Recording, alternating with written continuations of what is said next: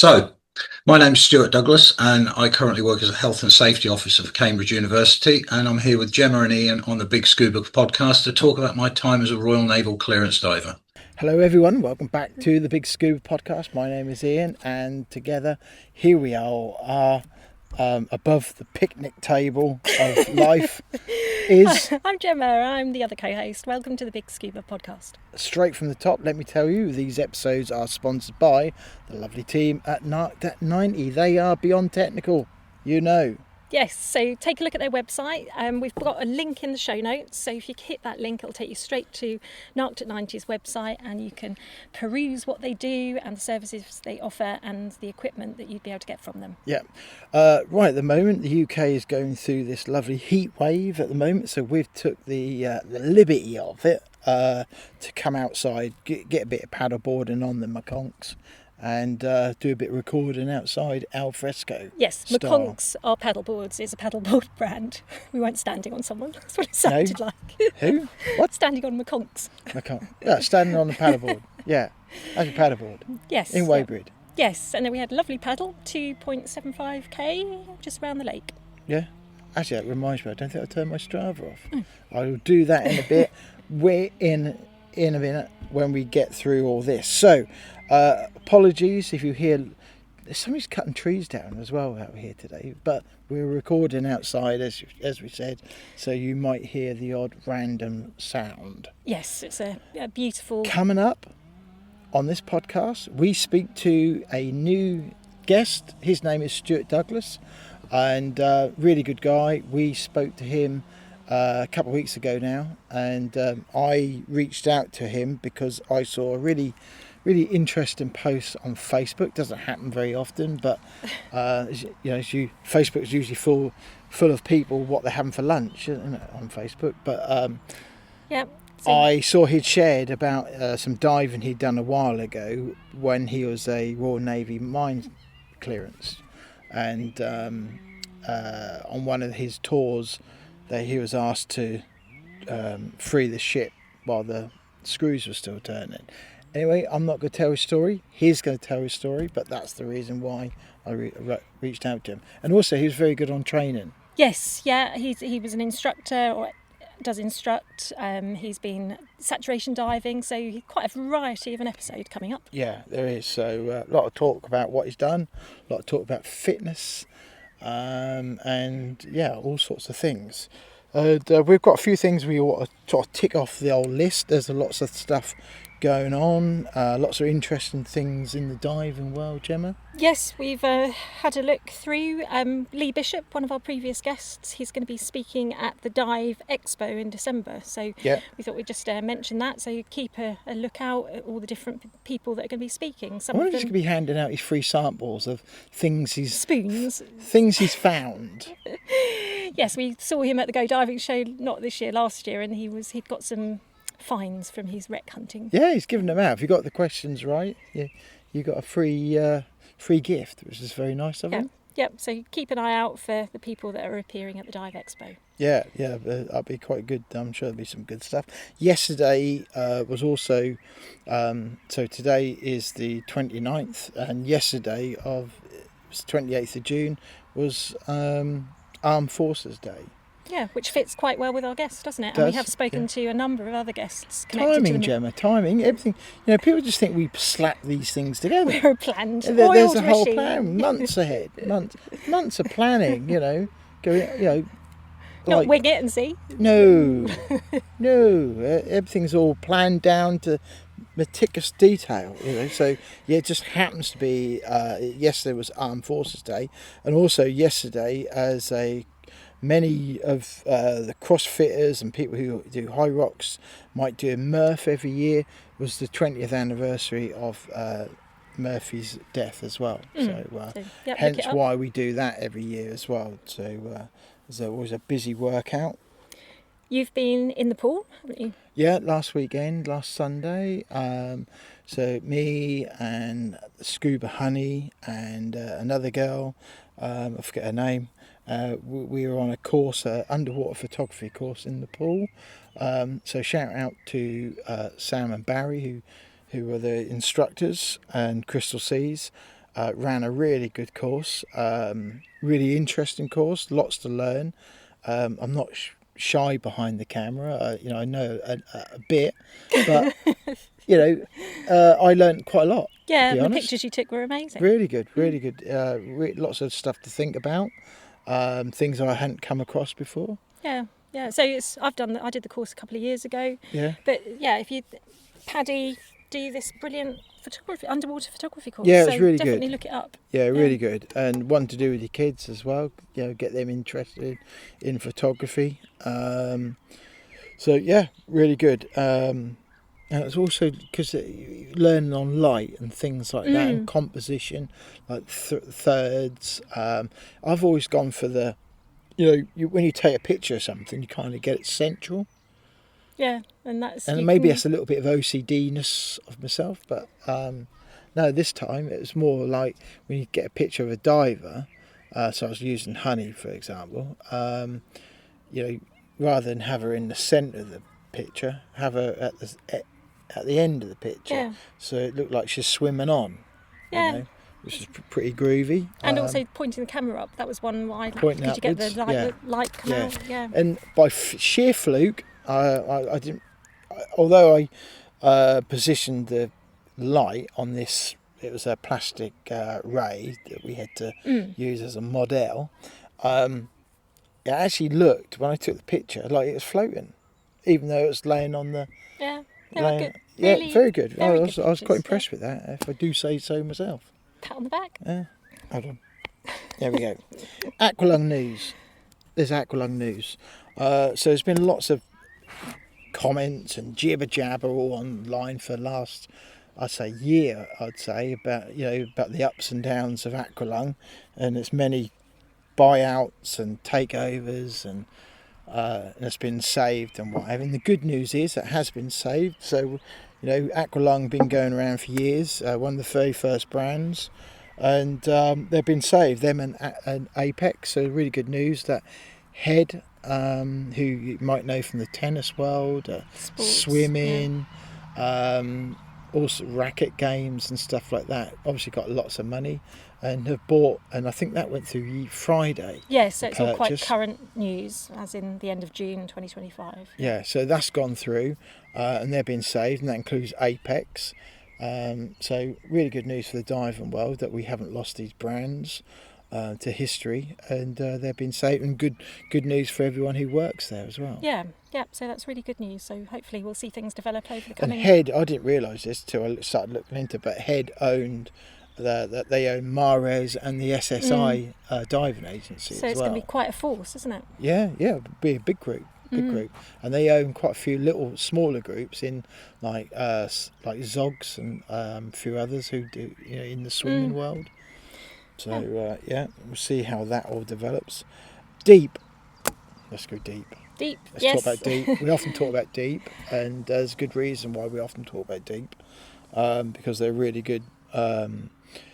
One of these businesses forefront of manufacturing and deep exploration that we're going to be humans keeping aquatic. an eye on for years to come. Yes, yeah. So we had a visit quite recently in May, but they've now just said that they're doing deep saturation training. They are. So if you've got still have all the usual regulatory qualifications. You can't just rock up and go, I want to be a saturation diver, because that they'll say, well, go away and do your studies and do your training. But they are getting into this, and they are looking for people to come forward, raise the hand, and say, yep, I've got the qualifications and I've got the experience that's needed. And so if you're interested, or you fancy a move, you're already doing saturation diving and you're thinking about getting involved, you may want to go on Deep's website and have a look at what's on offer. And it's good for Deep because it's getting their name out there, isn't it, as well, for doing something that obviously what they're doing, making the Sentinels, is a bit. It's really good for the UK as well, because a lot of our industry is based in the ocean, and you've got to look around our coastlines and stuff. So a big forward-thinking business like Deep going to offer training and development and ongoing development in saturation diving in the UK is brilliant. Yeah, it's going to be a go-to for people. Let's keep them isn't it? that investment in the UK, which is what we absolutely. need. Yeah. So really good.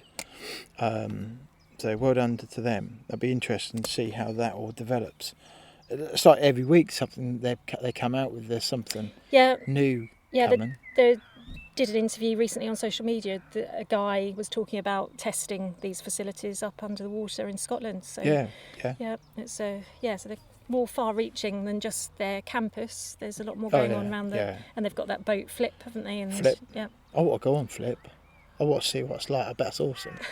Can we do a podcast on Flip? Do you think we did mention that. Didn't we did mention that to Phil. Phil, if you're listening. Yep, we're always up for these things.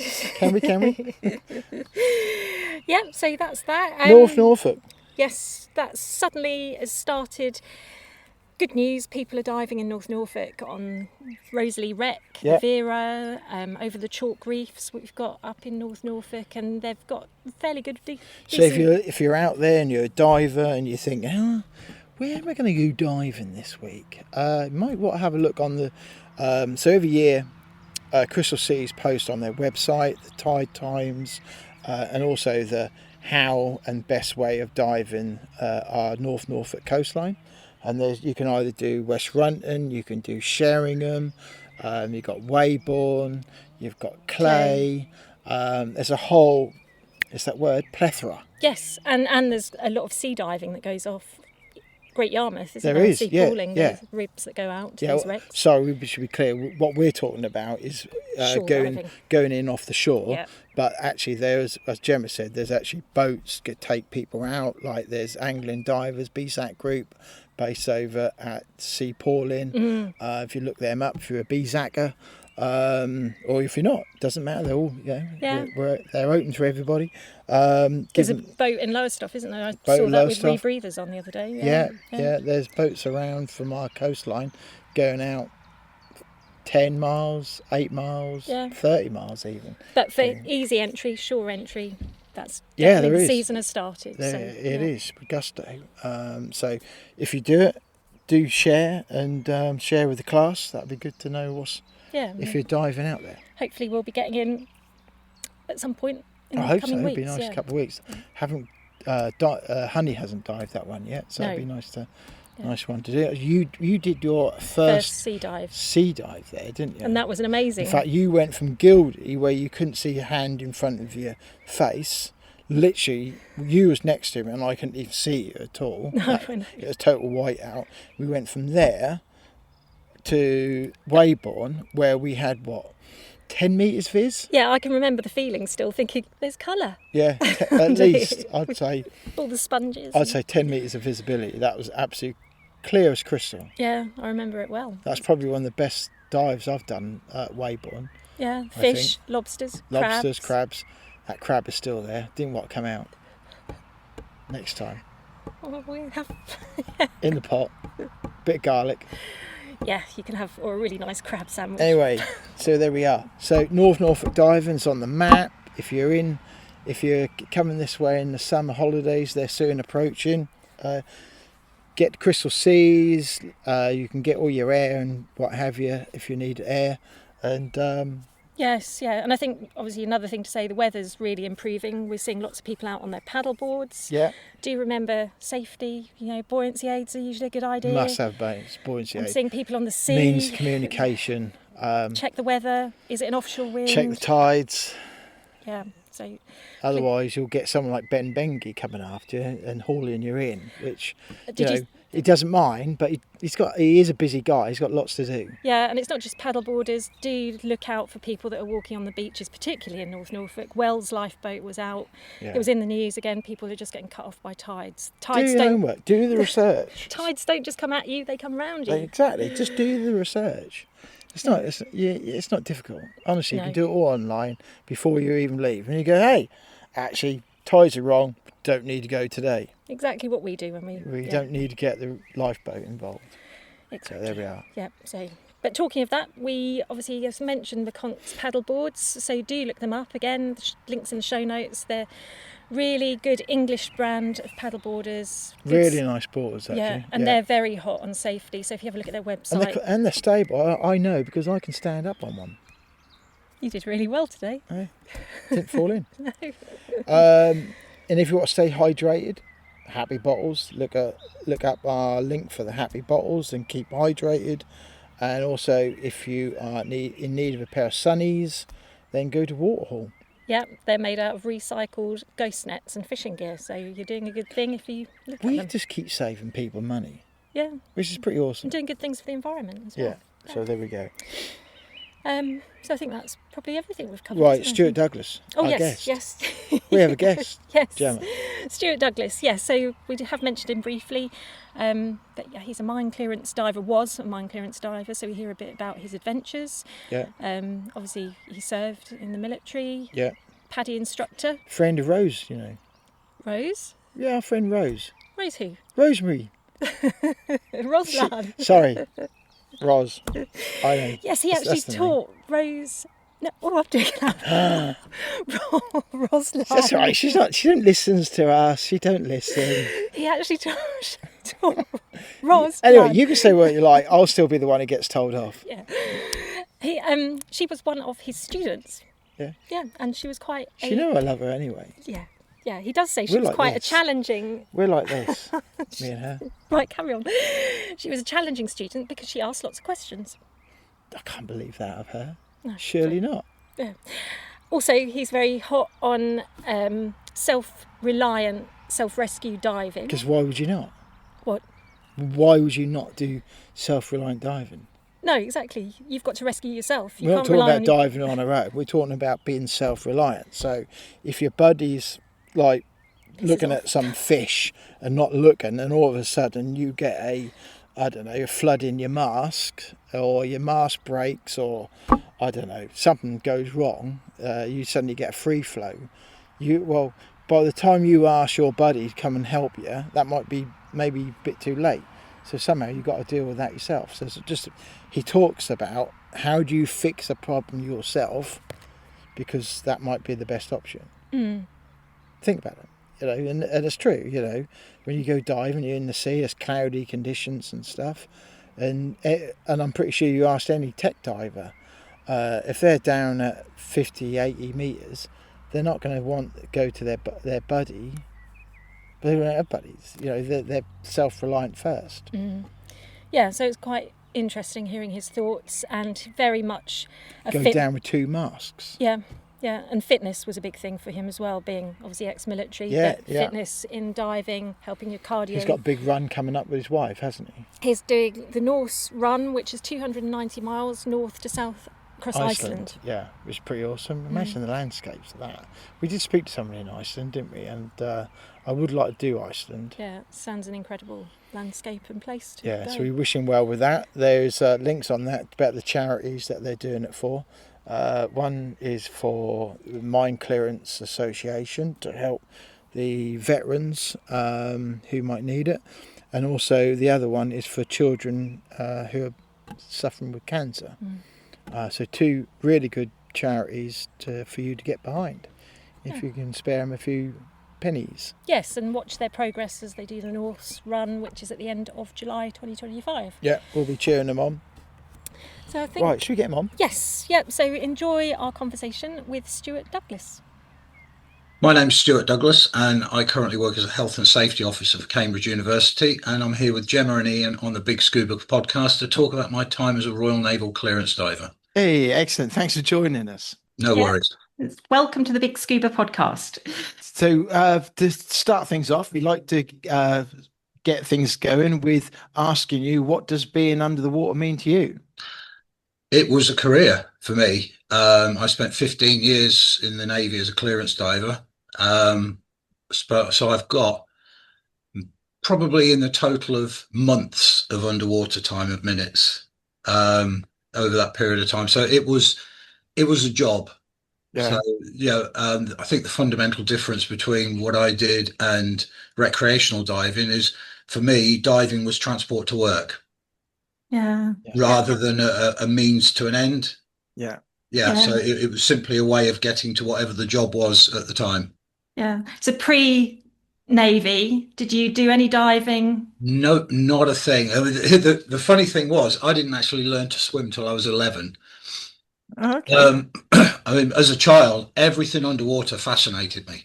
Yeah. Loved it. I watched the Voyage to the Bottom of the Sea, Sea Hunt, The Undersea World of Jacques Cousteau, Thunderball, the Bond film, is my absolute all-time favorite film. Yes, you've seen that. And if someone had told my mother what I would end up doing as a career, she would have dismissed it as they were mad. I was scared of the water and didn't learn to swim till I was 11. I kind of fell into it accidentally, as all warships at that time had a company of people on board that was called ship's divers. Right. So it was a part-time job. You did a 4-week course on basic scuba, qualified you to 30 meters, and your responsibility was very, very basic maintenance and ship's bottom searches. And I kind of fell into that accidentally, loved it, and decided this is what I want to do for my career now. So made the change, put in for the branch change to clearance diver, did the week's selection aptitude for it, got on a course, and away we went. Wow. Yeah. So how was the course? Was it quite intense? Absolutely, it had about 70% failure rate, so that they weed off the vast majority, and the selection is a week long. You probably got about 80% dropout on the selection, and then from those that go on to the course, up to about 70. There have been courses that where nobody's passed, Grief. either through they voluntarily withdraw or they get an injury and have to get back squadded, etc. But on average, it roughly worked out to about 70% failure rate. And it was simply, the pressure was just applied all the time. There was no respite from it. You were part of the course was what they call a live-in week, where you spent a week living up at the training school, and it was just sleep deprivation, constant physical pressure, constant time pressures, pointless tasks, and just getting absolutely, if I can use a little bit of bad language, buggered about for no reason other than to see what your motivation was to stay on. Yeah. What was a pointless task? Pointless task was get you up at 2 o'clock in the morning, run down to the end of the island to gauge your sets to see what the pressure is, run back and go to bed.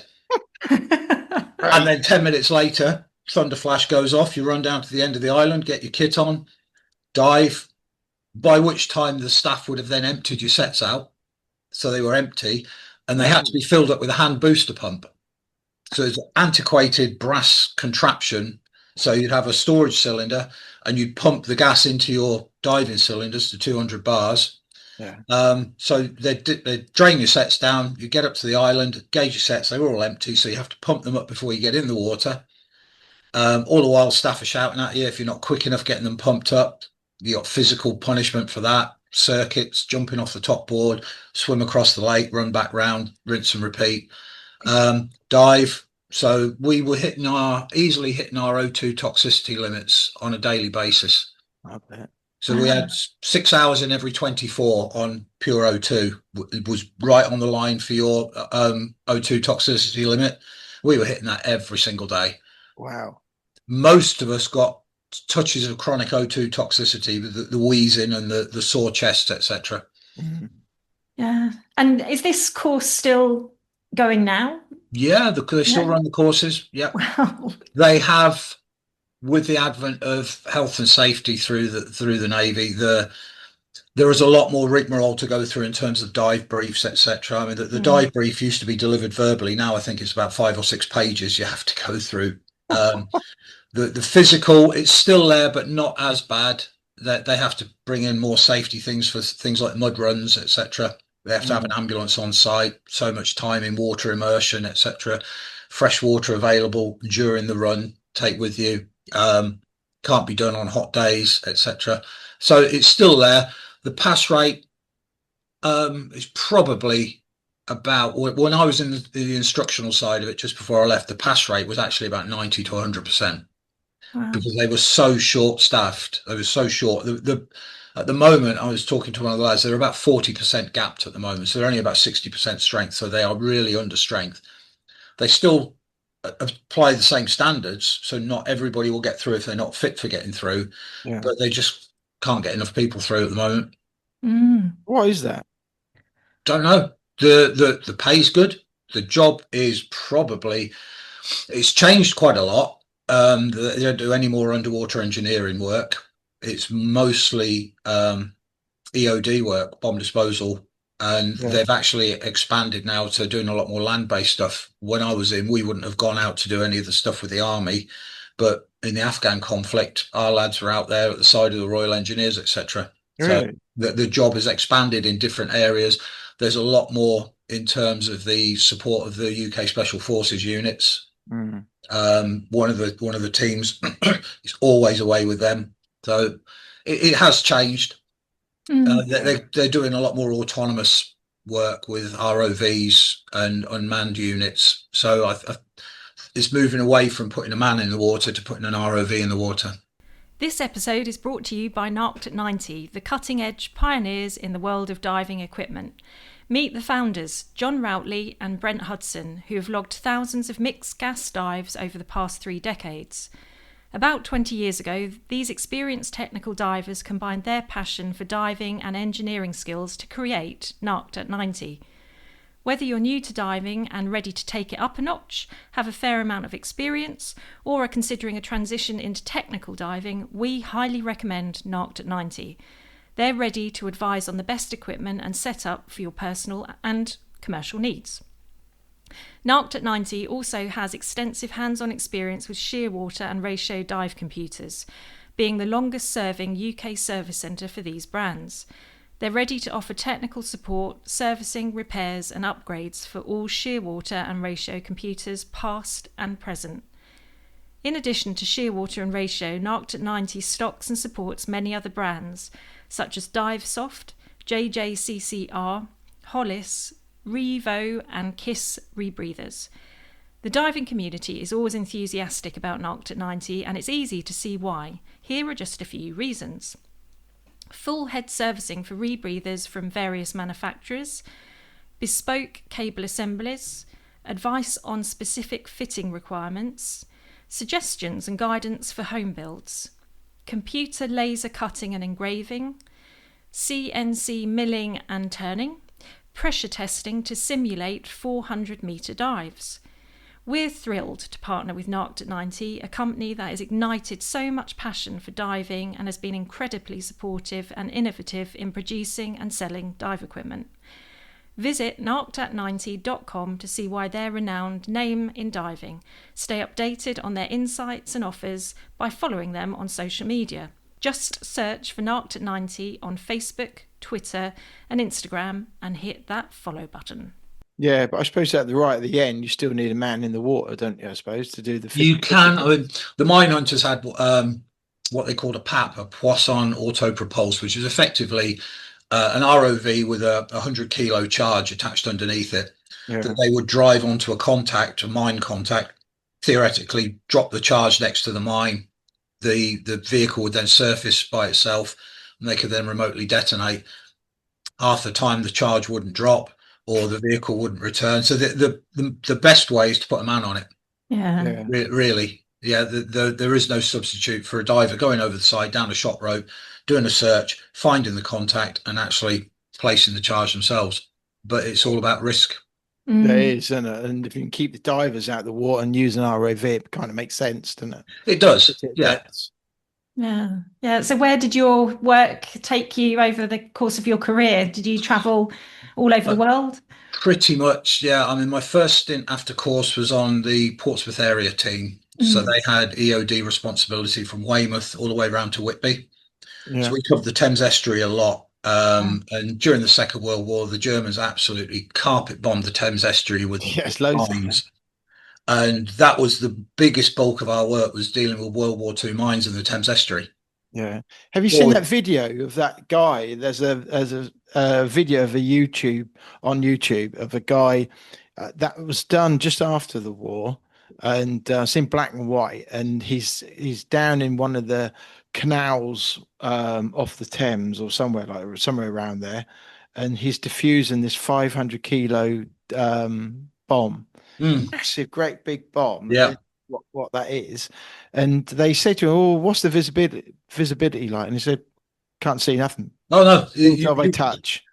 on course we had to, one of the parts of the EOD section, we had to do effectively a blindfold test. The visibility in the lake that we dived in was absolutely zero, so they didn't need to black our masks out. So you dive on a contact, and we learned measurements of parts of our body, so your hand span, the length of your thumb, length of your forearm, etc. So you dive on a contact and effectively do the measurements on it, come up, draw it, and then ID it, basically. So you did everything by feel. So you learned to basically identify a lot of the common ordnance by feel. The vast majority of what they got were German C-type parachute mines, huge, great things, about 1,700 kilos of explosive in them. And they were so well engineered that you dive on them in the Thames estuary and the paint would still be on them. No rust, no corrosion.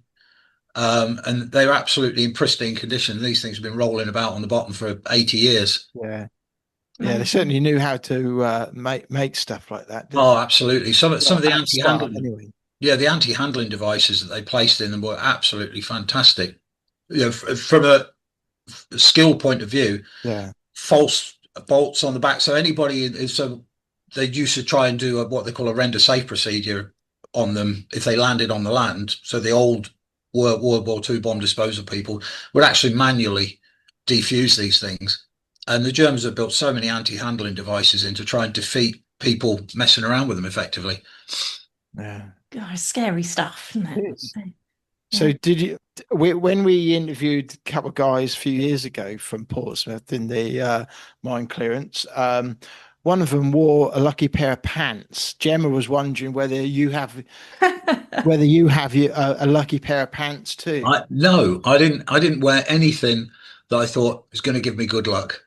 As daft as it seems, if it all goes wrong, it's not my problem anymore. No. No. And I always think the best place to be is sat right on top of it. I'm not sure that's true, is it? Absolutely. The best place to be is sat right on top of it, because if anything goes wrong, you're not going to know anything about it. Well, I'd rather be a couple of 100 meters away. Well, that's your second best option. If you've got to be on the job, I'd sooner be on it than above it and take the brunt of it going off. Yeah.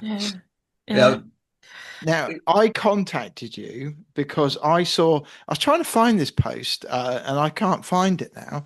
I don't know whether it's gone or whether I'm in quite a few of the World War II and other military group Facebook groups, and I saw a post that you had commented on about being out there in the sea and being asked to clear the screws of or check underneath the boat. It was HMS Gloucester at the Gulf War in 1921. Yeah. So we got tasked to Gloucester. She was right in the top of the northern Persian Gulf, snagged a mine cable in a rudder. So the Iraqis were using loads of buoyant mines. Quite often they broke free of the actual mooring blocks and were floating. And so Gloucester had pulled the mine cable in her rudders. Wow. So we got tasked going over there to basically A, investigate, B, clear.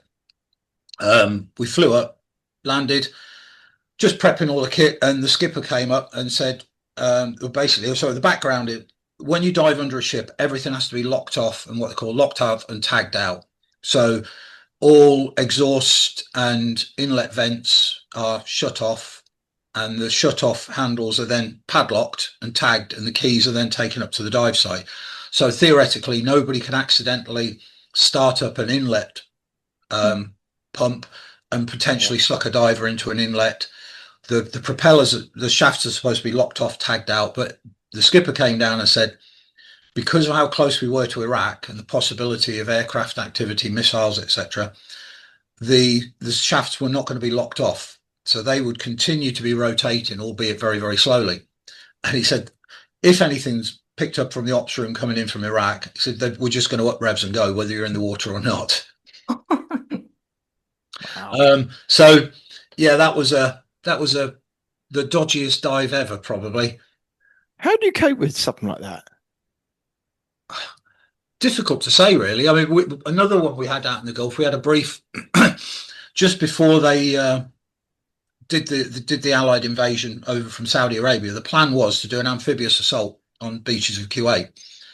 So the brief was that the clearance diving unit, fleet diving group, US Navy SEALs, Marine Force Recon, Australian CDs, French Foreign Legion would do swimming on the beach to locate and mark and remove any obstacles and ordnance. Pretty much exactly the same as the landing craft obstacle clearance units did in World War II before D-Day. Yeah. The brief we got back from that was the expectation was 50 to 75% losses. And there were 24 of us. So you looked at that and go, well, there's probably 6 of us coming back. Based upon the fact of who was married, who had kids, the order of the swimmers was dictated, and that was that. They basically we were told, write your wills, write your letter home, and see you in the morning. Wow. So all we did was get the beers out. What else can you do? What else can you do? Fortunately, that plan was shelved, and they did the overland assault from Saudi Arabia, but it still remained on the cards that if that had failed, we'd have gone to plan B, which would have been the amphibious assault, and we'd have gone from there. Wow. I don't know. It's hard to say. You kind of get a bit blasé about it, that it is what it is. When you're in your 20s, you're invincible. Yeah. And it's a job you knew that you were getting into as well, I guess. Absolutely. Yeah. It is. You know what you're getting into.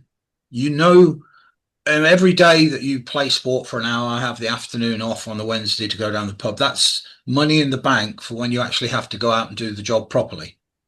And yeah, it was worrying, but you need to keep your head in the game and do the job.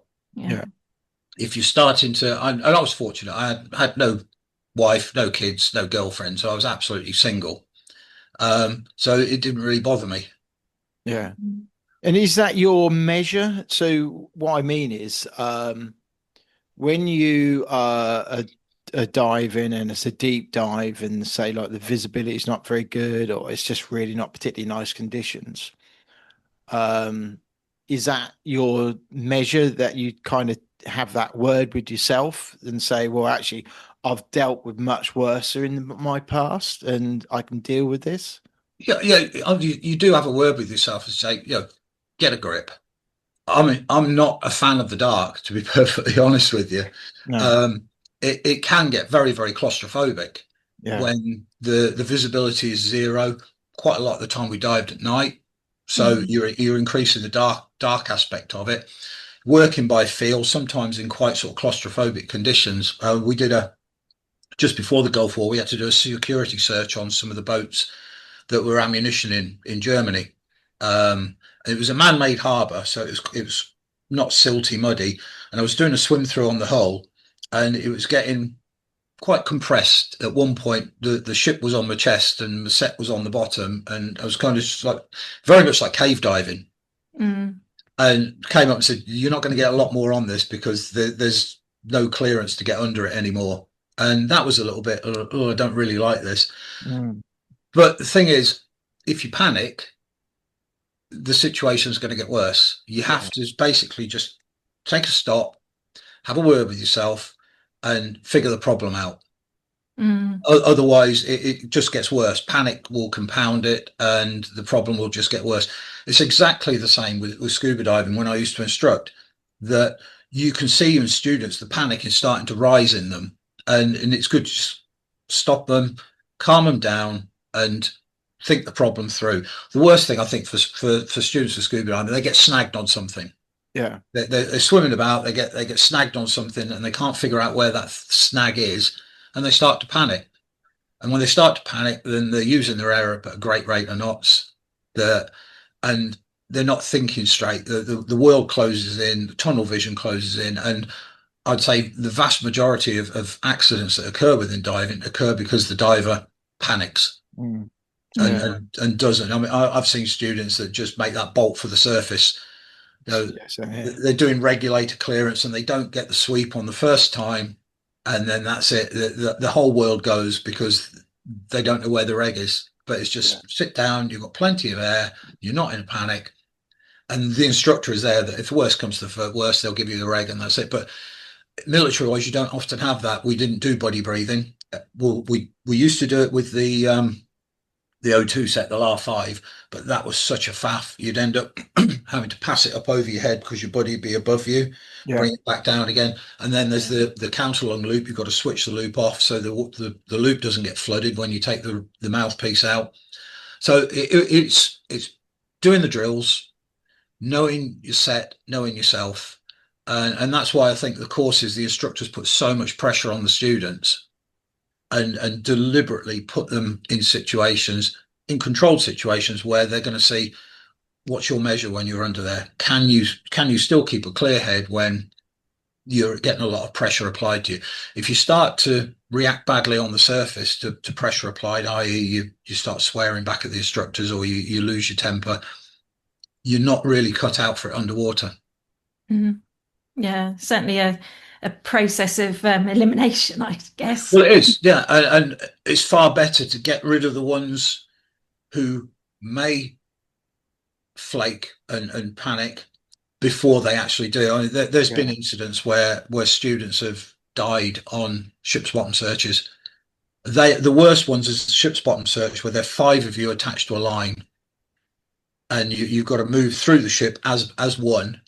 Where your only communication is lifeline signals, your visibility is 0, and half the time it really doesn't work, because the lifeline signals have got to go up the lifeline, back down again, and then you can all start moving. People move in the wrong direction. The line gets snagged on things like... When you say lifeline, do you mean pulling on the rope? Yeah, so you have a float on the surface with a 4mm line, and there's little Inglefield clips at different intervals down the line. You have a buddy line tied to your arm, which is about 1.5 meters of cord with another Inglefield clip on it. So you clip onto the line. So 5 of you are attached to this line, and it can end up like a snake's wedding underwater. Oh my God. There's things like stabilizers underwater that the line can get snagged in. The snag hazards are so great, and that is probably the single most hazardous exercise going, is a ship's bottom search with 5 people on it, in nil visibility and possible tidal current as well. Wow. Yeah. What can go wrong? But so, yeah, going back to it, we've done jobs. We had the Gulf War in '91 in Kuwait, jobs in the States, Middle East, Scandinavia, Arctic. So it's pretty much everywhere. One of the teams I was on was the worldwide operations one. So you were on 24 hours notice. We had a C-130 Hercules at Bryce Norton on standby for us. So any jobs that came in support of the fleet, either EOD or engineering, we got tasked for it. So we'd fly off moments notice, basically, wherever.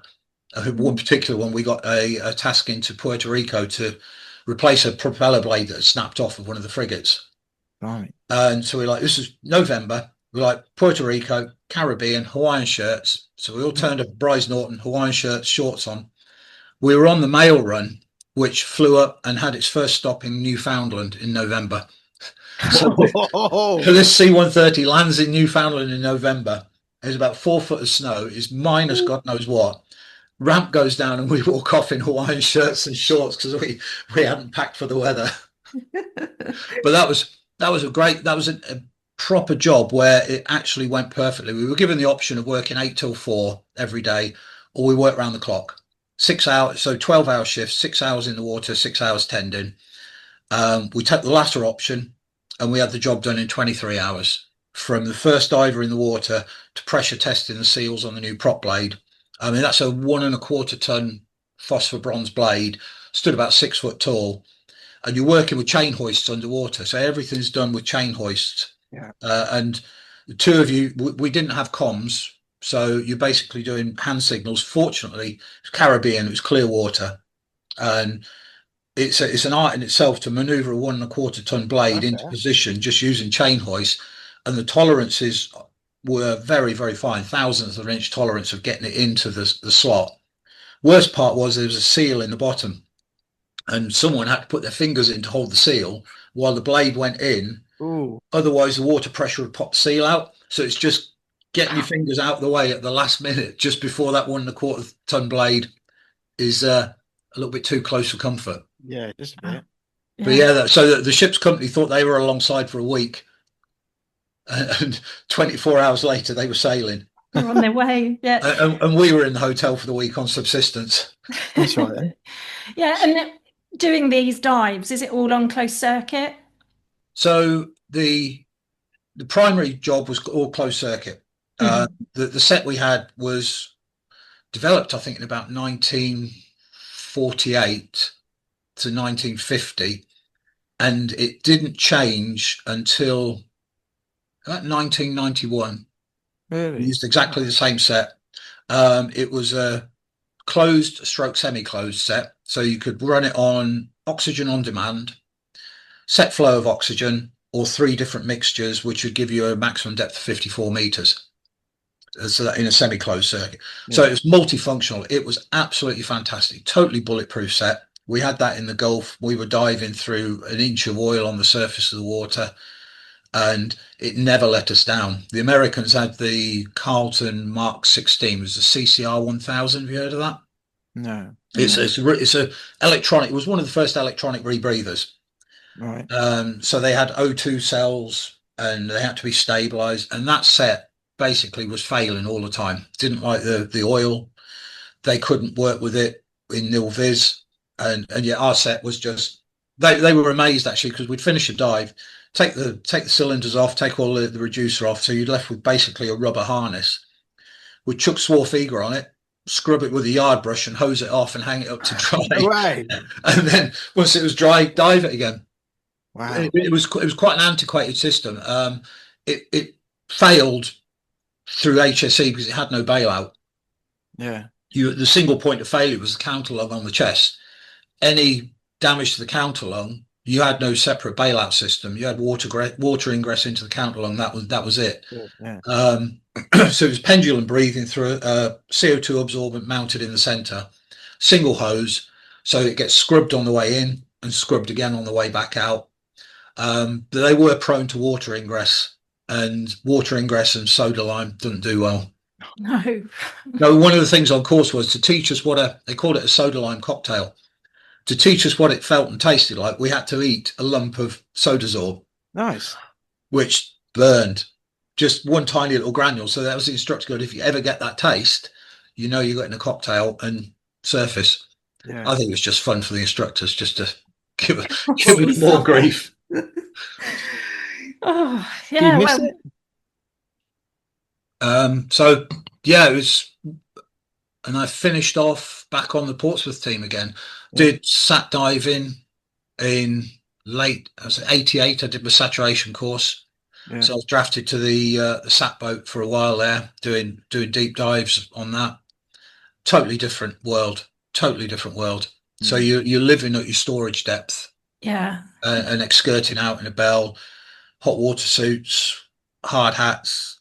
Yeah, it was completely different system. 100 meter plus dives. My deepest was 150.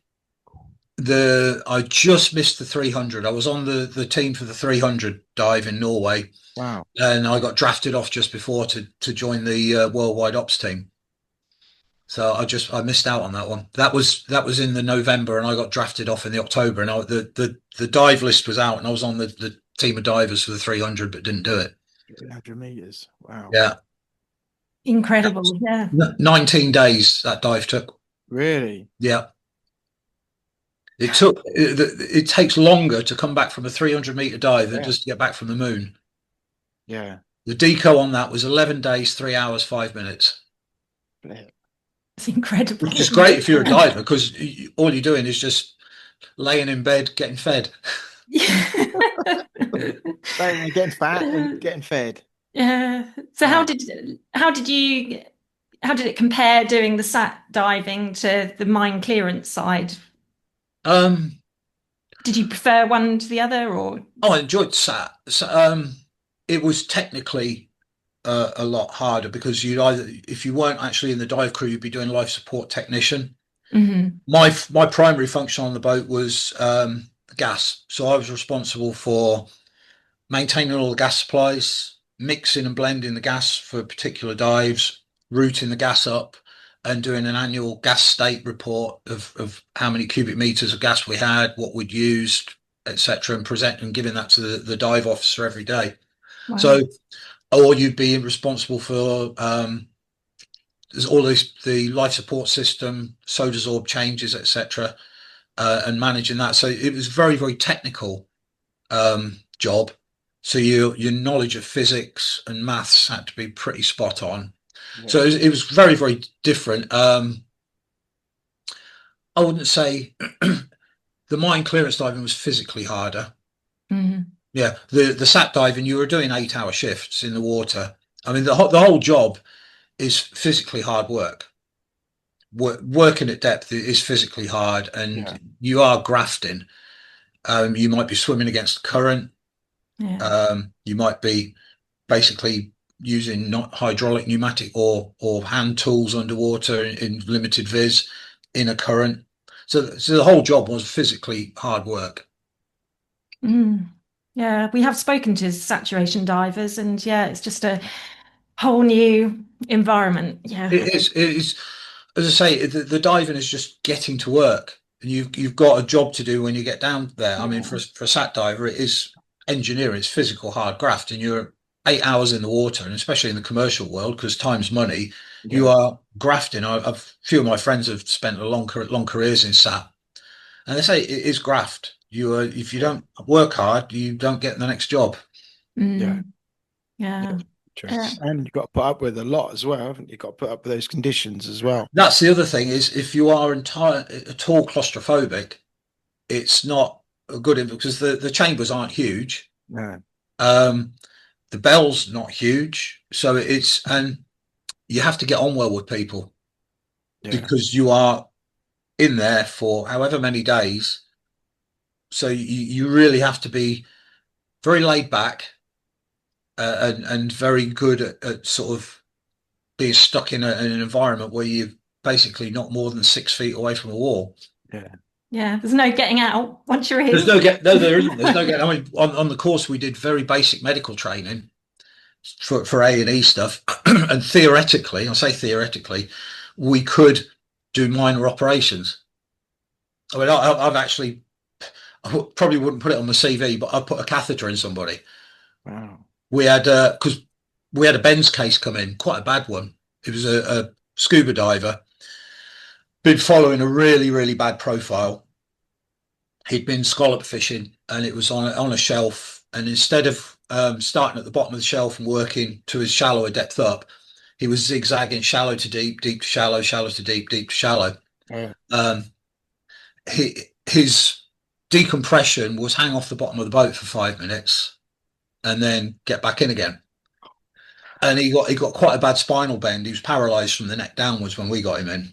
And so I was in as his medical attendant, his attendant in the sat chamber, and I had to stick a catheter in him because he'd obviously lost all function. I put an IV in for anti-inflammatories, put a catheter in him. So we were given quite reasonably good medical training. Yeah. What happened to him in the end? We did. Good God. I think we put him on the table probably 3 times. I think I was in for 5 days with him, because as soon as we got back up to about 18 meters, all the paresthesia and loss of sensation came back. At the end of it, he still had some loss of sensation in the toes of one foot, but he was walking absolutely fine. We got that out, got that sorted. But say he was paralyzed from the neck downwards when we got him in. How frightening for a person to experience. That. Yeah. I mean, it was fortunate that we were close by. We were the nearest recompression chamber. He was on the Isle of Jura. We were operating up on the north of Scotland, so he was flown in via helicopter and basically straight into our system down to 50 meters, and then decompression tables brought him up to 18 meters. Symptoms come back, bang him back down to 50 meters, recompress, and just keep going like that. This is how that works, like that, isn't it? Really? Yeah.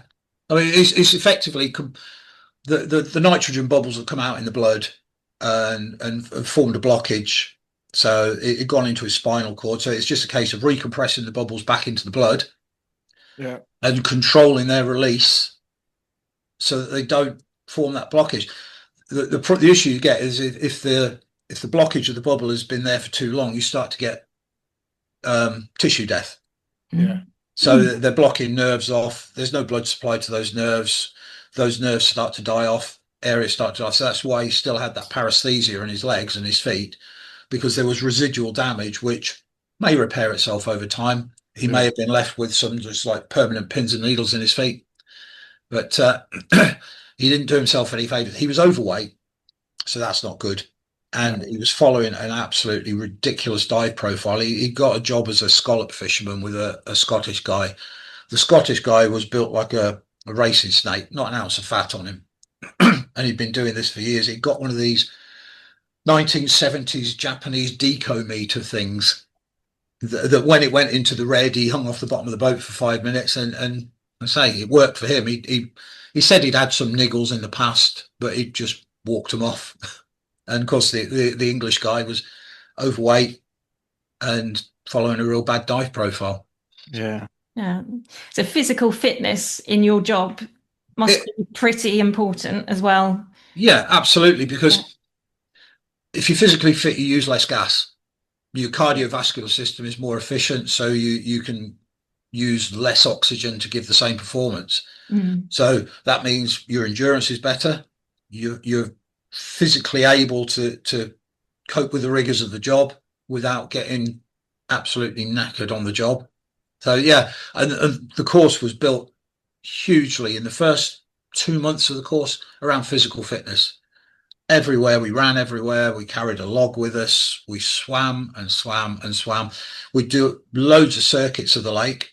So the first thing you did in the morning was 3 circuits. You jump off a 4-meter board into the water, put your fins on, fin across the lake, 100 meters across, run back, climb out, run back round. You do a minimum of 3 of those every morning. If we hadn't performed well enough, we'd have circuits added. We always had to run the long way around the lake. So the lake was 1 kilometre long. The expectation was on O2, we'd get down and back in less than 60 minutes. So that's 2 kilometres in under an hour. If you didn't get at that, you had to get out and run the longest way back to the section.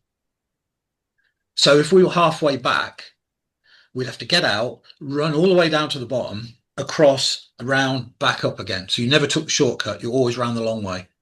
Wow. And most of us ended up with shin splints because you're in a dry suit. There's no padding underfoot. You're effectively just flat-footed, carrying the weight of the set on your back, and running around there is. So we all end up with stress fractures, shin splints. So by the end of the first 4 weeks, we're all carrying some form of injury from just running without respite, running in boots, everything. But a lot fitter than when you started. Oh, absolutely. I mean, I was absolutely at my fittest in there. Really was. Yeah. But you're still fit because you're doing. Look at this run you've got coming up. Yeah, well, that's not my fault. That's the wife's fault. Do you want to tell us about this run? That's her midlife crisis. Yeah, the Great Norse Run in just under 7 weeks. We start. It's 210 miles across Iceland from north to south. Wow. 9 days, so it's equivalent of a marathon a day. Yeah, and you're doing it for a really good charity as well. Well, we didn't actually set out to do it for charity, but loads of people saying, "Are you raising any money for it?" And I said, "Well, we might as well. We're doing it anyway, so if we can benefit somebody from it, absolutely great." So I'm doing it for the Clearance Divers Association charity. So the association has got a charity arm. We help with repatriation costs. We helped get somebody back from Australia who died in a motor accident. We've assisted with powered wheelchairs for people, disabled living adjustments, therapy for someone who had a stroke. We assist with funeral costs where the families are struggling, etc. Yeah. So yeah, that's a good cause. My wife's doing it for a local charity that supports families of children with cancer. So yeah, we'll look at it. And mine's up at 1,140 something. My wife's about 1,100 quid as well. So the support for it has been absolutely fantastic from people. Yeah. It really has. We Yeah. just Well, got to make sure that we actually do it and we'll put that do in the the show job. notes, and and hopefully we'll get a few more That'd be pounds brilliant, as Ian. Thank well. you very much. Which would Yeah. be really good. Yeah. So how's the training going? Yeah, it's going. Yeah, we're doing the theory of the run is we shouldn't be running any more than 8 miles in one go. So we run 8 miles, we'll get a break for coffee, snacks, run another 8 miles, get lunch, etc., etc. So Yeah. what we're doing now is shorter runs, but we're doing multiples. So we'll go out and do 7 or 8 miles, we'll come back, half hour, we'll go out and do another run. Just to get the legs used to sitting down for a bit and then getting up and going back out. That's hard work. The legs don't like that at all. They really don't like that. No. But it's not a race. The guy that's organising it, Danny Bent, he says it's basically for people to come together and achieve something that's quite extreme, really. Last year they had blizzards in August.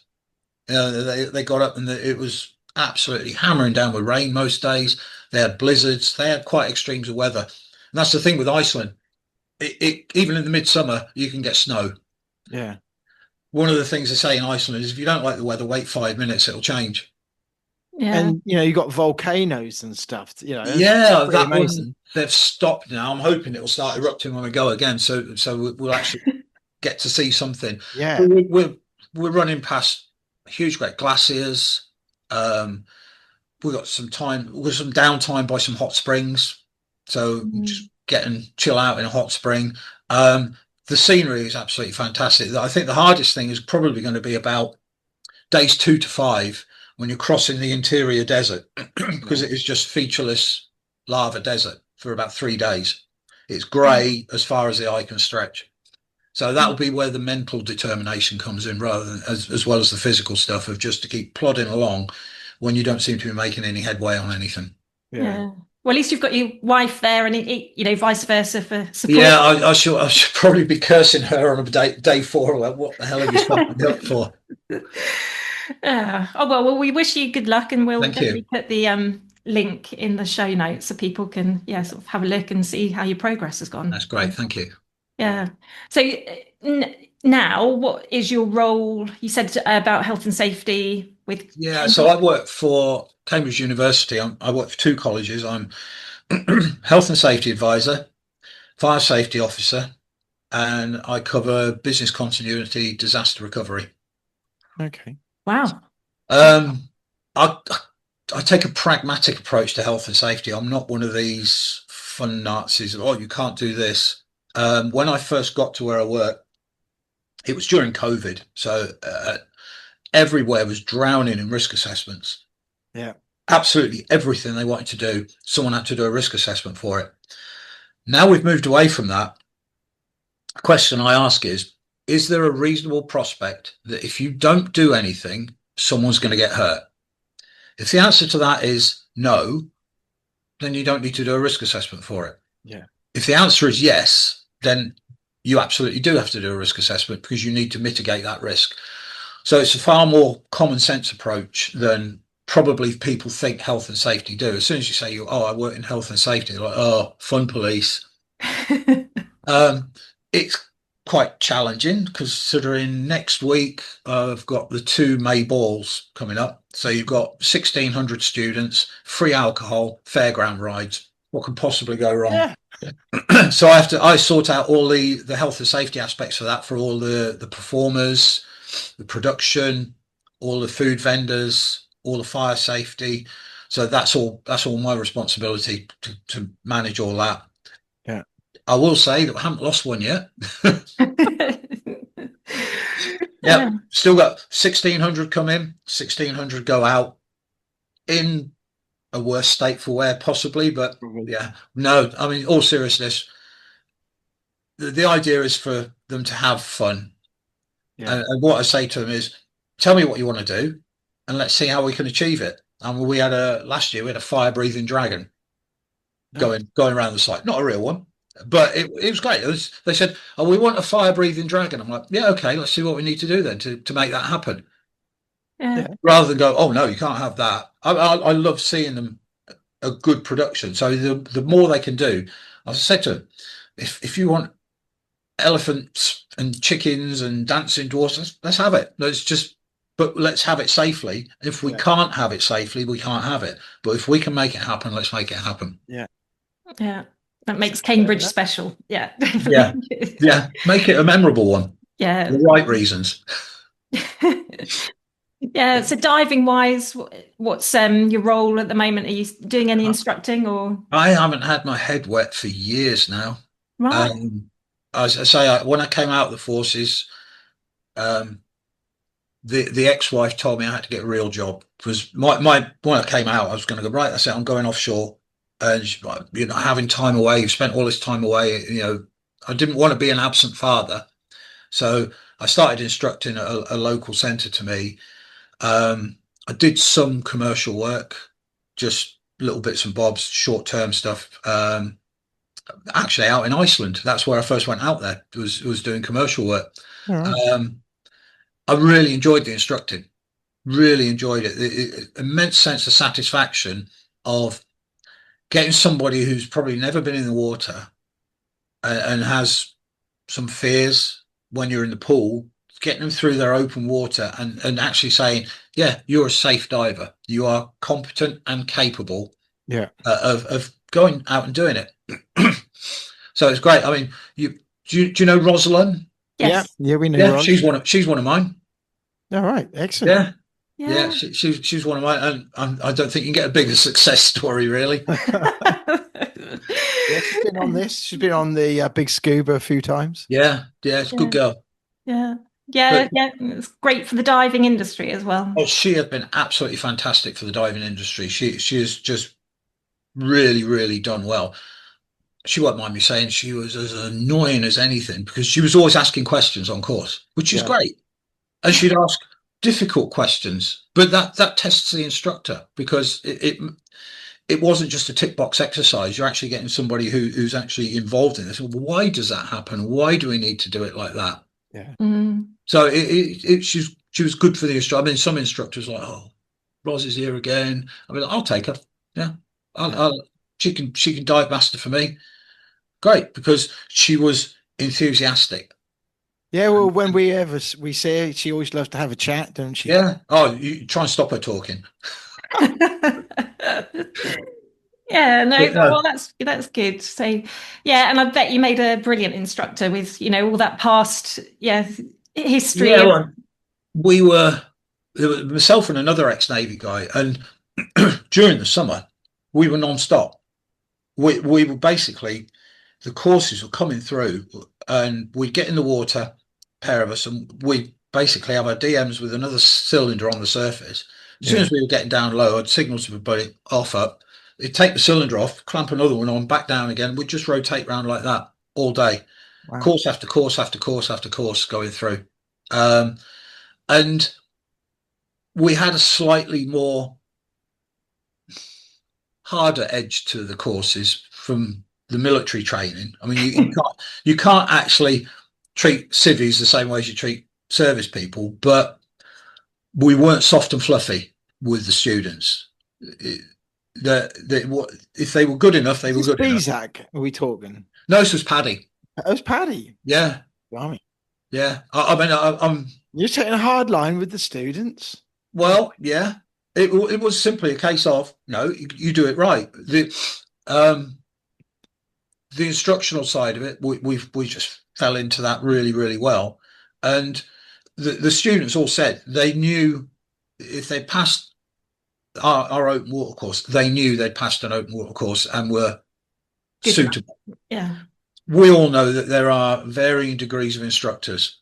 There are some exceptionally good instructors and there are some not so good instructors. They've all passed the same course, but they may not be as good as another one. And and we all know that there are some very, very good open water divers and there are some not so good open water divers.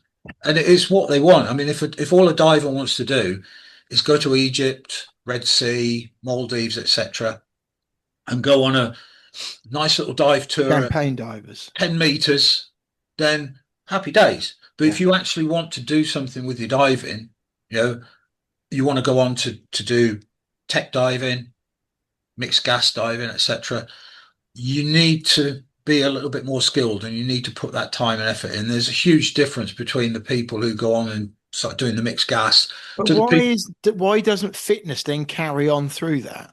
who knows. You know, Because it doesn't, does it? no, it I was watching somebody last week at Stony, right? Came up from the water, had twin set on his back, and another cylinder went flat on his face. it's And honestly, he was red in the face. The instructor who was with him struggled as well to get him up as well. And then you look around at people doing some of the deep stuff there, and do they do anything with fitness? I'd question it because you think, well, if you want to take your diving further and cut down the risk, the two go hand in hand. absolutely they do, because if you're starting to get out of breath, that panic thing comes in again. Yeah, And you're not, your motor skills, your fine motor skills go, your perception goes, and you become a hazard. I mean, one of the things I used to teach for students was every dive is a solo dive. Even if you're with a buddy, yeah, every dive is a solo dive. Expect to self-rescue. yeah, If you've got a guy, you've got somebody with you in the water, but don't rely on them. So you need to ensure that you have got the equipment and the skills to self-rescue yeah. if need be. Yeah. So you build that redundancy in. You are no longer reliant upon that. I mean, we all teach the buddy system with PADI, BZAC, but I don't know how the teaching goes now, but nobody teaches you that you are responsible for yourself, and Good point. you need to be able to get yourself out of trouble if necessary, and then your buddy is there as a backup for that. And that must make a more confident diver as well when you know Absolutely. you can, Yeah. rescue yourself. Yeah. Yeah. If you've got the skills and the equipment on you that you can get yourself out of most situations, you are a more confident diver. If you are reliant upon that person that you are with, you're introducing an unknown variable into that mix, because if they're incapable of rescuing you, you're properly in it. It's true. And because, and I think sometimes, when I look back over my experience, I've been buddied up with people because they're lovely. And when it actually comes to them as a diver, I've had all sorts of experience where people have gone and disappeared. And I'm like, oh, see you then. And I've been left in the middle of the lake. And, then they've done a whole dive before they realized they didn't actually have a buddy. Yeah. Things like that, all sorts of weird and wonderful things. And you're right. And I don't think we do teach that enough in well, it's anathema to scuba diving. Solo diving is, well, we don't ever dive solo because we're at risk. But if you consider the fact that you've got somebody with you, but you are still responsible for your own safety, so you've got a serviceable backup regulator, you've got a bailout system, whether it's a PADI cylinder or whether you've got remote switching on your valve so you can split your set, you know full well that if something goes wrong, even to the extent of carrying a spare mask, carry a spare mask in a pocket. Mask straps break, best will in the world. I've seen people roll off the back of a boat and the mask has just come straight off because they've forgotten to put their mask on. It's still sitting on top of their head. They roll off the back of the boat, the mask's gone, sunk. Yeah. So you've either got two choices then. That's the end of your dive, or you put your spare on. So we should carry some form of redundancy in our system that allows us to get through quite major failures. Not necessarily carry on the dive. If you have a free-flowing rig and you can isolate that cylinder or go onto your bailout, you can at least get to the surface safely. Yeah. Something as simple as a mask strap breaking, you can put your little Pinocchio mask on, not such quite high volume, but it still gets you through the rest of the dive and you can have a dive rather than thinking, come all the way down here, mask strap broke, no dive. No. Well, at what stage do you think age comes into it? What, in terms of when you kind increasing of age say or decreasing? When it comes to increasing risks to yourself, health wise, with things that go, fitness decreases as we get older. It's hard to maintain it, and I won't say the word that my CrossFit instructor said. What he called me about it when we were talking about how you maintain fitness as with health and things like that as you get older. And but I was thinking about with diving. How do you? At what stage do you say you kind of at a level or an age where you think actually I'm not going to do these really deep dives anymore? Good question. I mean, I've got a friend and he quit sat diving at 64. Yeah. So it's to the individual. I would say that we have an obligation to ourselves to remain healthy and fit, regardless of what we do. And our age, really. I think. Yeah. And the older you age get, doesn't come into it necessarily. It's about fitness and health. absolutely. The older we get, the more important it is that we stay healthy and fit. I mean, as cheesy as it sounds, I say that you don't stop doing stuff because you get old. You get old because you stop doing stuff. Exactly. Yeah. I always say to people, the time to start fitness is yesterday. The next best time is today. We should all get our 10,000 steps in a day or more. Eat reasonably healthy. I mean, I am not a health food freak. I eat the odd bit of processed food, but we do eat decent food. We'll cook from scratch. And I think it's just about staving off old age and staving off the things that go along with it. Yeah. There's not a lot you can do in terms of the genetics that you've got. The genetics are what you've been dealt. If you're genetically predisposed to rheumatism, arthritis, because your parents had it, or cardiac disease, it increases your risk. But then you should do a little bit more to reduce that risk. Yeah. Don't smoke, don't drink as much, get your fitness in. And I think what a lot of people do is they make that decision, right, I'm going to get fit, and they go out, buy a pair of trainers, try and do a 10K the next day and fail. So start slow, walk around the block, walk for 5 minutes, walk for 10 minutes. If you are not a physical person, just doing something is better than nothing. Yeah, and finding something that you really enjoy doing as well. Yeah, I mean, I hate running. I really don't like it. I don't get that runner's high that everybody else gets. I get that runner's grump. I don't get the runner's high either. No, I get a runner's grump because we'll be out for a run and my wife will look at me and say, yeah, he's getting grumpy. I'll just drop back a bit or I'll just leave him alone. But you get past it. It's one of those things. I've spent so much time blooming running places because I had to. Just don't really want to do it anymore. Yeah. But the reason, because I don't want to do it, it's the reason why I should go out and do it. Especially, I'm 62 now, so heading to that stage where things are, health issues could be a part. I'm touch wood, I'm still fit and healthy, probably because I keep fit and healthy. I'm lost count of the amount of people who are my age that I've served with that are no longer with us through various reasons. And when I see guys that I've served with, some are still fit, some aren't. My view of it is I want to be here for as long as I possibly can in as good a state as I possibly can.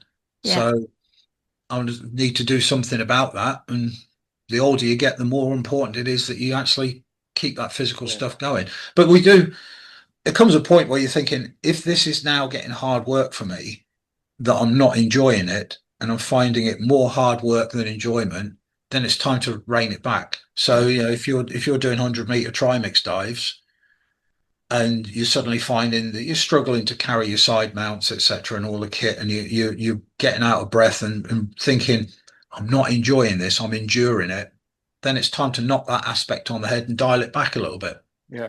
You don't have to stop, but you just have to say, I can't do this anymore. I'm just going to take a step back and not go as deep.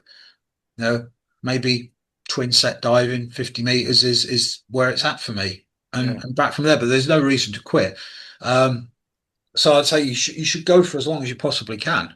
Yeah. But just be mindful of what your capabilities are and understand and listen to yourself that when something becomes a problem, maybe it's time to stop doing that and take a different approach. Being responsible for yourself as well, isn't it? You are responsible for yourself, and when you're diving, you have a responsibility to other people to not be a burden on them.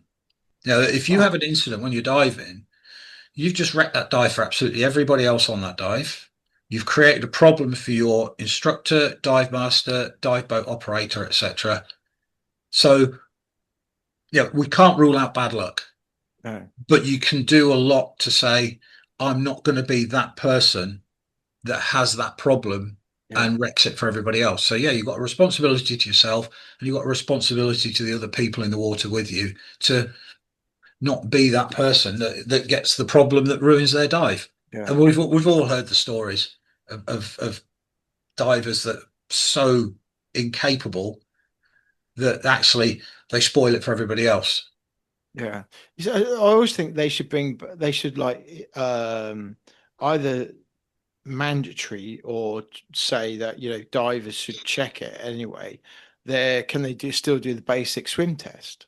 Because you only do it the once, and then even if somebody hasn't dived for several years, and then they come in to have a PADI reactivate, refresher, whatever, they don't. That's not part of it. And you think, well, that should be part of it. It should be, but I think you will isolate an awful lot of people who think, I've got to do a bloody fitness test to do this. It's supposed to be fun. That's in their interest. It's in their interest, but I think this is where the instructors do what we used to call pro-social modeling. You be the person that your students want to be. So you demonstrate the habits that you want to instill in your students. That effectively, as an instructor, you are the god. You are that person that's been there, done that. And we used to get told when I was teaching, you don't turn up with your backside hanging out your wetsuit. All your kit is in good order. You may have this wetsuit you've had since the year dot that you've patched up, stitched up, and it's your baby. But your students look at that and think, well, it's okay to have crap kit. It's not. You don't have to have. I mean, the guy that ran our dive centre used to want us to have the latest stuff. To obviously, it was a marketing aspect to it as well. But the thing is, you should have good kit. So your students see you should have good kit. You should display good behaviours. So you should remain fit as an instructor and healthy. You shouldn't turn up vastly overweight, red-faced, unable to carry your kit when you're teaching people, because not only is it not a good look, you've got to instill confidence in those students. And would they be confident with someone who they think he's struggling to look after himself and he's got to look after me when I'm not very confident in the water? And when the water's cold, it's limited visibility, and I've got to do my mask clearing and I'm panicking, I'm really worried about that. You want the confidence that instructor has got it all squared away.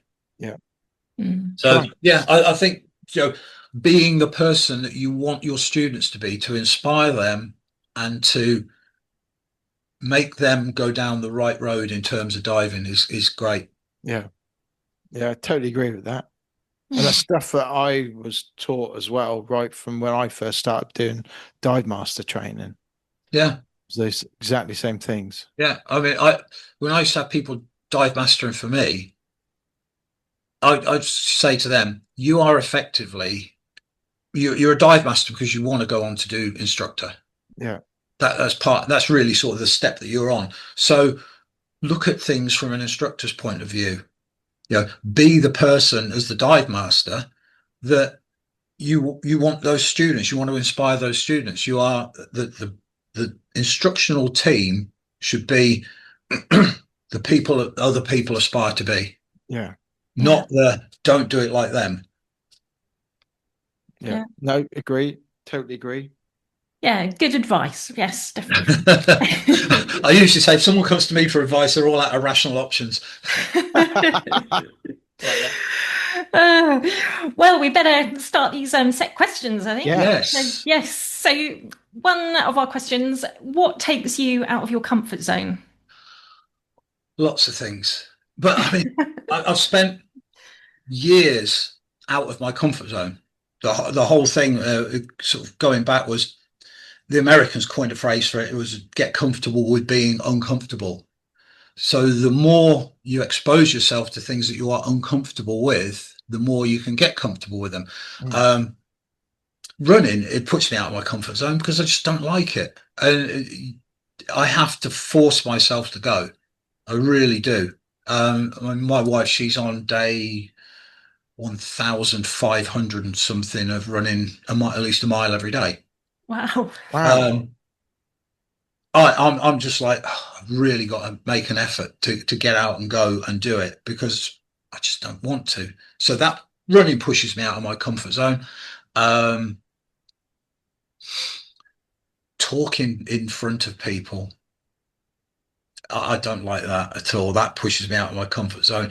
But I say, identify what it is that you are not comfortable with and go and do it. Mm. You know, put yourself in that position where you are uncomfortable and learn from it and grow and develop. Because, again, cheesy thing, nothing grows in the comfort zone. It doesn't. Your growth and development comes with challenging yourself Yeah. and overcoming that challenge and thinking, I can do this. You know, challenging yourself, going on an open water course and passing your PADI open water or your BZAC basic diving course. You are exposed to things that push you out of your comfort zone. We are not meant to breathe underwater. It is a completely alien environment. You're doing stuff that you've never encountered before, and it's great. And you learn from it. And you come out of that having achieved something, overcome a challenge. And I think that it's good to just push yourself and make yourself go out of your comfort zone. Yeah. Yeah. Yeah. Very good. So, Okay. So what about if you could take 3 people diving, who would you? 3 people diving. So my wife, for one. I mean, it's doable. She's not confident. Pardon? No, she's not confident in the water at all. When we went on holiday a good few years ago, she wouldn't go in the sea where her feet couldn't touch the bottom. She's not a confident swimmer, but over a period of time, I've actually got her into snorkeling. Oh, that's good. And I've managed to actually get her to go underwater, just with a snorkel, dive down to the bottom of a pool, 3-meter pool. So I think it's doable. I mean, this year, it hasn't happened through one thing or another. There was supposed to be a frogman's gathering in Florida Keys. So clearance divers, ex-SBS, American Special Forces, etc. Bunch of frogmen get together, diving, shooting, beers, etc. Well, as soon as she found out, she says, "You're not going to the Florida Keys without me." So the ambition was to get her on a set underwater. Scuba at the start, and then the ambition was to get her on the LAR 5 O2 rebreather. Nice. Finally, but I'd say it hasn't happened. But I would love to get her underwater, just because I think she's come on so much in terms of the snorkeling that it's possible. My son, second one, his mother and I parted company when he was quite young, and we never really got that father-son bond. Right. There's no kind of, it's the thing that's missing. So I'd like to try and get that sort of connection, get him to dive in. Third person, probably my dad, no longer with us, but I spent an awful lot of time trying to impress my dad. And that was what drove me to do a lot of stuff, which probably not for the right reasons. Trying to feel good enough for him. So I'd like to get him, and everything I set out to do is, oh, that'll bloody end in trouble. That'll be, so it was quite sort of dismissive in that respect. So yeah, if I could bring him back and go, look, this is what I've done. This is what I've achieved. This is, How's your dad's feelings about you? Sorry? How's your dad's feelings about you in the services? He never really said a lot. I mean, I went through for SBS selection in 1991. And when he found out about that, he went, well, that'll just bloody end in trouble. I think he was. At all? Pardon? Was He in the was. He did service? national service. Yeah. So he did his mandatory stint in the RAF as national service. Um, I think he was proud of me, but he was very old school. Would never say so. Yeah. Mm. Yeah. Well, they're So yeah, very good choices. that's my three. Yeah. Yeah. All with good reasons as well, which is great. Yeah. So our final question: if you had a billboard you could put out there to the whole world, it could be a billboard, of any kind, words, images, video. What would you put on your billboard and why? Probably put some like, stop being dicks to each other. Yeah, but no, I think I could say just say yes. I like that. We all spend a lot of time turning things down, saying, "Oh, I might not like that. I'm too busy." Always, a lot of people try and find a reason to not do something. I like flip that around. Find a reason to do it. Yeah. You might not like it when you've done it, but at least you know. I mean, we get one go around the ride. That's it. And it's far better to regret the things that you've done than regret the things that you haven't done. Yes. So I would say, seize it, say yes, do it. Yeah. Definitely. Come out of it and think, hated that. At least you know next time. But you've done it. You might think, I really enjoyed that.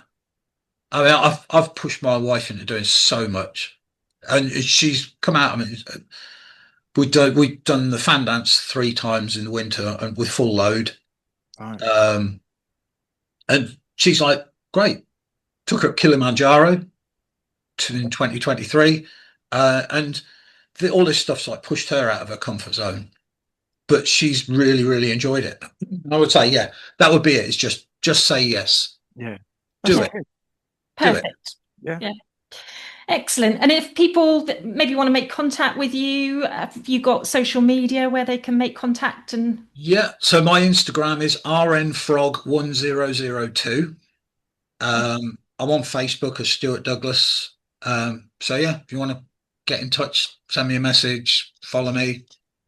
right. You might see a slightly irreverent black sense of humour, but yeah, I try not to saturate it with all the forces stuff, but yeah, it's good to sort of get in touch with people and yeah, definitely, and inspire other people as well. And yeah, if I do, great. I mean, I don't set out to be inspirational. If people look at that and go, well, I ain't doing it like him, great, I've inspired him to not go down that road. But no, if people look at it and go, that sounds really interesting, more than happy to chat to people about it. Yeah. It's difficult talking about the service side of things because a lot of people have no concept of what you do. So it either comes across as you are really boasting and bragging and bigging things up, which they probably don't actually believe, because some of the stuff we did, people go, no, you couldn't possibly have done that. It's all, it's all bullshit and bollocks, excuse my language. And they don't have a concept of anything to sort of relate it to, because we all like to be able to relate what someone's telling us. Your automatic thing is to how does this relate to me? How can I relate to that to get an understanding of it? Yeah. So I'm not one that sits in the corner of the pub going, come and sit down, let me tell you my war stories. But if people ask, I'll tell. Yeah. Brilliant. A bit like Uncle Albert in oh God, no. when I was in the war. Yeah, no, not for that at all, because that's fine. I don't think it was any big deal, really. It was just we did it. I had more fun than I've ever had in my entire life doing that. But for non-service personnel like me, I do find it interesting. And I think when you that's the reason why I made contact with you, because reading that about what you'd done about that with that boat, and I was just like, wow, that must have been an horrendous thing to deal with, and you still went and done it. So pretty amazing. We didn't have we should say thank you for your service as well for what you've done. No, we should. It's appreciative. Yeah, I do appreciate that, but it's a job. We all signed up to do it. We all took the money. We took the extra pay, and you sign up in the hope that you'd never have to actually go and do the job in anger. Mm. But we did, and it was a historic time in our branch Yeah. because we had Operation Corporate in the Falklands, and then the Gulf in 1991 Yeah. were two of the major operations in the history of the clearance diving branch, and I'm proud to have been a part of it. Yeah. Yeah. And I don't think we make enough of our veterans in this country. No, I would agree with you. I think it's something when you look at America, I'm not a great fan of saying we should copy everything about American, but we're individual, and but I think if there's anything we should copy from America is that they do respect and very supportive of all their veterans, and Yeah. I think we should take a very big leaf out of their book about that and support our veterans. We More than what fall we do. we fall short in supporting a big sector of the veterans who basically are suffering from PTSD, mental health issues, unable to cope with coming out. There's so many homeless veterans, Yeah. and to a certain extent, the country kind of goes, yeah, use you, abuse you, throw you away like a tool. And I don't expect discount in shops because I wore a uniform, but what I do expect is that the guys who put a lot on the line and came out of it worse for wear Yeah. are supported through the rest of their lives. Yes. Nobody who's lost limbs for their service should ever have to worry about how they're going to pay a bill. No. Yeah. That to me, you should continue getting the salary that you got when you lost your legs Yeah. for the rest of your Absolutely. life, because it isn't your fault. But the youth don't get. I don't want to get political about it, but I get really frustrated because I like when it comes to the D-Day the remembrance this year. School that doesn't even get mentioned at the schools. No, it's that sort of dirty history that nobody wants to sort of go, oh yeah, and it's almost seen as sort of jingoism to be proud of your armed forces, the flag waving aspect of it, and there's a big movement to sort of move away. I mean, the forces now they're not getting supported by the country, the government. We've got the actively going after prosecutions of service people for doing what the government told them to do. Yeah. It's not a good time, and you can't wonder why people don't want to join up, because you're basically giving a lot and getting nothing back. Yeah. And as I say, I'm fit and well. I don't expect anything. I get my service pension, which is great because I paid into it. But I would like to know that if something happened to me as a result of my service, I would be supported. And that's not the case, unfortunately, which is the sad state of affairs. Yeah, I think with this increase in GDP and all that, I think part of that needs to be covering what happens to people afterwards. After It does. There needs to be a proper support network. I mean, we've got Help for Heroes, we've got SAFA, we've got the RBL, but they shouldn't be the default for people who are struggling as a result of either PTSD, limb loss, sight loss, etc., or disabilities. Yeah. They should be protected by this country and looked after. Yeah. Well, as hopefully things will change. Let's end it on a positive, and things will change. Yeah, absolutely. Yeah. Well, it's been super interesting talking to you. Thank you. Thank you for all the sort of inspirational sort of bits and pieces that have come out of it. It's been really good. And no, you're welcome. Thank you for asking for me. No, thanks for coming on. Thank you. No problem. Hey, well, that was really good. Well, say thank you for Stuart for coming on and giving us a bit of this Sunday and Father's Day as well. So thanks, Stu, for coming on. Yes, yeah, and we covered a lot in that episode, about his career and about his instructing and just general stuff. Yeah, it's quite interesting actually what he was saying. It got me thinking back. One, I was you don't often hear, it's PADI, not B, and it's usually it's BZAC, and it was interesting hear who's teaching the PADI, and also what he was saying about kit as well.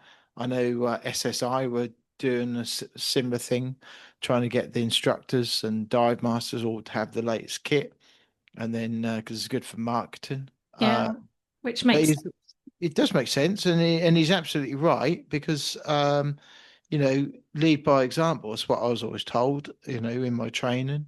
mm, And I saw an instructor Sunday smoking, and I thought, you don't see that very often, be no, honest. But smoking and diving is not great. And coming from I'm pretty sure she was an instructor, smoking away in front of your students. It's not great. no, no, exactly. And it is, yeah, set an example and stand by it. Yeah. Yeah, yeah. I don't know if that sounds a bit elitism, but it is what it is, isn't it? It is what I saw, and I just don't think smoking and diving goes well. I think we all would agree with that. No, but and it was also good we covered, fitness in the discussion as well, and his view on it and the importance of staying healthy and fit as you age as well. I was thinking about the quote that, and I couldn't remember his name, and that came back to me afterwards. Was Brian Blessed, the comedian, Mhm. says it's not how old you are, but it's how you are old. And I thought Exactly. Yeah. that's the saying, which I think is what we cling to, and I think that is. And what I was saying to about the CrossFit thing was that we try and do keep the fitness going, don't we, as we get older? And I think if you can get a year older and maintain and maybe get better fitness, the Mhm. better that is, isn't it? And exactly what Stuart was saying, and uh, he was saying that it's very hard to maintain that. So you do have to come out your comfort zone and push yourself, and Yes, that's right. do the running, even though he doesn't really enjoy running. Exactly. But, there will be aspects of it that do make you smile and you do enjoy. And, Yeah, he wouldn't be doing the Norse Run if he wasn't, can you imagine that? That's gonna be awesome. yeah, just so it'll be interesting to watch their progress and hopefully a few people will donate a little And bit of his money. wife does a mile a day and has done that for over 1,000 days. Yeah, yeah. So that's commitment, but then also it shows about putting the commitment in and creating routine and a habit, and that Yeah, habit then becomes normal. So yeah, yeah, so yeah. yeah, but there we go. We need to maintain our fitness. Well, it's pretty important. So, but yeah, Well, it is, but the mind boggles what I see when I go diving, and I think you're not going to worry about all this sort of stuff. yeah. But we've said this time and time again. Every dive site or dive location, there are always people that don't look as fit as they should be, or as healthy as they It's should be. risky. Just all it takes is one of those tiny little bubbles. All it takes. Yeah, yeah. And again, it's mitigating that risk. We know diving, there are risks, but if you can do something to mitigate those risks and not increase them and Mm. make them, out of proportion, then, we ought to try. But again, it's education and again, ego. So, When you actually think about it, and you think about all the people who we see on Instagram and giving talks and all that, there are no big divers, no, how do you mean big as names? in either male or female. There are no big what I would say big people diving, doing all these really um, deep stuff. Because they can't be overweight and unhealthy. No, so fitness is onto it. Some people are tall. I'm not saying that. What I'm saying is like where they'll be, really big, bigger than what they should be. Mm, Everyone who does real deep stuff, or whether it's cave diving, whether it's wreck diving, what exploring stuff, they are all got their eye on fitness. yeah, yeah, and we see that with previous guests. Look at Patrick Widman, Ranva. She's into her running. So So sure. yeah, yeah. So but anyway, if anybody out there is listening to this and has views, contact us, Mm. drop us a DM, and let us know what you think. And a question for you. When did you last check that you can still hit the fitness test? So can you still do the swim test? How far is the swim test? 100 meters. So When did you last do it? Can you still do it? yeah. So the standard pool, what's that, 4 or 5 lengths? Yeah. All in one. I'll be interested. I just, it just got me thinking back to something we did a reactivate for in the past. Hadn't done one for years. Yeah.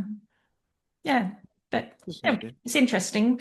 Yeah. We're not outing people that are not fit and diving, but it's the reality of the situation about Hey, I struggle with my fitness every day. we all do, and we all have to. We're not all athletes, and we're not all definitely not. Marathon runners, but all we can do is be responsible for ourselves, and no one else is responsible for you but you. So. Yeah, exactly that. No, exactly that. We should also he did mention his kayak. Stuart is his wife keen kayakers. We enjoy a bit of kayaking as well, don't we? And a bit of paddleboarding. Yeah, it's always good to be on the water as well as under it or by it. So yeah. Check out our McConk's paddleboards. We're partnered with them, and you can get a little bit of a discount at the moment. So check out the show notes. Well, that's good time. Good time to buy one. The sun is up. Now's the time. Yeah, make the most of it while this short window of sunshine is here. I'll be all right. It'll be nice all the way through till the end of the year, I reckon. Yes, exactly. And is there anything else we need to cover? What about our lovely friends at Narked@90? Yes, we need to thank Narked@90 who sponsor these episodes. They are there for all your diving needs, technical, recreational. They are beyond technical, so check them out. And they also do. They're problem solvers as well. So you have a look at their social media at the moment. But if you've got a diving thing that you need solved, like a piece of equipment, or you want something lasered, made to fit your rebreather or twin set, pose the question to Narked@90 and they'll see what they can do. Yeah, there we go. So and you can follow them at their website, www.narked@90.com. And they are on Facebook and Instagram as well. So drop them a follow. Yeah, brilliant. Right. I think that's kind of covered everything, isn't it? On this Father's Day recording. Yes, it's time to get out there and see our dads now, everybody. Happy Father's Day if you're listening. Happy Father's Day. So, and I hope you have a nice day, whatever you do. Right, from me to you, that was the BiG Scuba podcast. Thank you for listening.